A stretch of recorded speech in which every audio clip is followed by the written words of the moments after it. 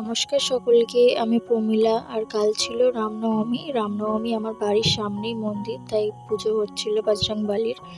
আর তারপরই দুপুরবেলা লাঞ্চ করে বেরিয়ে পড়েছিলাম সেলাই শিখতে যাওয়ার উদ্দেশ্যে। এত গরমের মধ্যে রোদ্দুরে বন্ধুর সাথে বেরিয়ে পড়েছি সেলাই শিখতে। আর এটা হচ্ছে আমাদের সেলাইয়ের ক্লাস, আর এই হলাম আমি। তো সেলাইয়ের ক্লাসের সামনে দিয়ে একটা কালী ঠাকুরের বাজনা যাচ্ছিল। তো কালী ঠাকুরের দেখো বাজনাগুলো কত সুন্দর। আমি সত্যি কথা বলতে মেয়ে ঢাকি দেখিনি, প্রথমবার দেখলাম। আর এখানে কাকুরা বাতাসা ছড়াচ্ছিল। আর দেখো মায়ের মূর্তিটা এত অপূর্ব, আমার তো ভীষণ ভীষণ ভালো লেগেছে। তো তারপরে আমরা এখানে দেখার পর ছুটির শেষে যখন আমরা বাড়ি আসছিলাম, তখন দেখলাম আরও একটা মাকে নিয়ে যাচ্ছে।